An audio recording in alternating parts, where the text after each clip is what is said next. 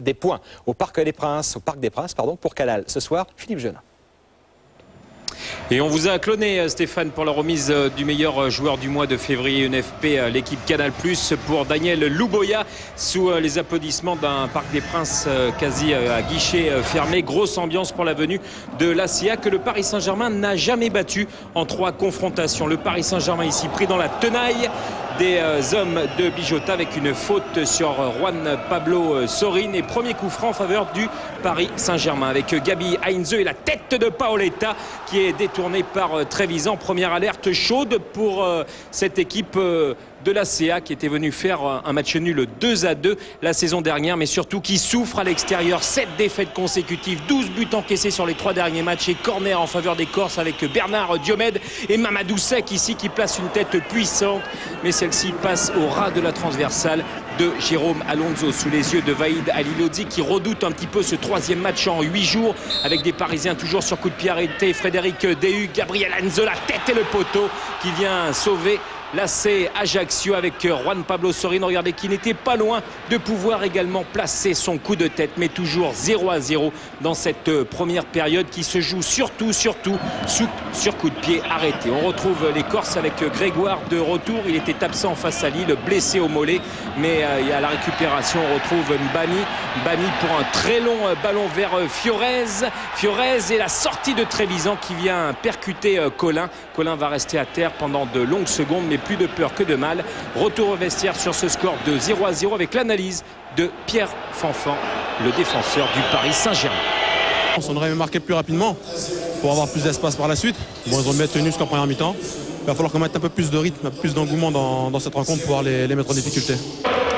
Mais le rythme, c'est bien cette équipe d'Ajaccio qui va le mettre avec Colin, puis Diomède. Il y a Bagayoko avec Demont qui va pouvoir centrer. Bagayoko encore et Dehu qui se jette pour gêner l'attaquant de l'ACA. Un ballon en tout cas qui était bien bloqué par Jérôme Alonso.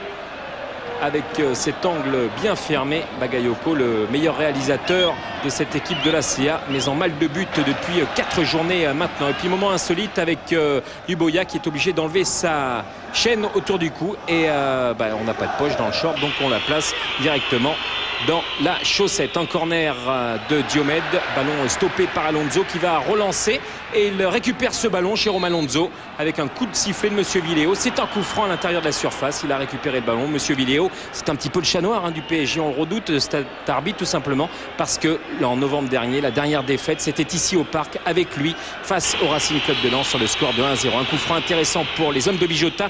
Bagayoko frappe, mais c'est un petit peu mou. En tout cas, ça a été dévié par le mur du Paris Saint-Germain sous les yeux justement de Bijota dont nous parlions. Il espère un résultat ce soir au Parc, au moins 1 point, parce que la fin de saison va être terrible pour son équipe. Et derrière, c'est à la suite de cet accrochage dans la surface de réparation, la faute de Terrier sur Daniel Louboya, que Monsieur Villéo va accorder un pénalty en faveur du Paris Saint-Germain. La délivrance peut-être sur ce coup de pied arrêté. On revoit l'intervention de Terrier dans le dos de Louboya qui joue bien le coup. En tout cas, du côté du Paris Saint-Germain, il y a Pedro Miguel Paoletta, il a loupé un pénalty cette saison face à Ramé, face aux Girondins de Bordeaux. Il est là, le Portugais, pour frapper et prendre à contre-pied Trevisan, à qui il avait marqué un triplé la saison passée lorsqu'il portait encore le maillot des Girondins de Bordeaux. Cette fois, la délivrance est bienvenue. Sur coup de pied arrêté, certes, mais le Paris Saint-Germain mène 1-0 face à Ajaccio.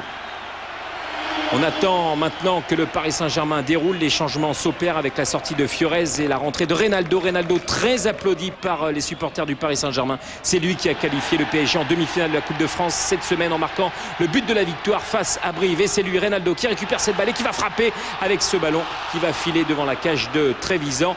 Ce sera la dernière occasion de cette rencontre. Victoire du Paris Saint-Germain, la 21e, toute compétition confondue, et surtout la 17e en championnat. 17, c'est-à-dire la moitié d'une saison.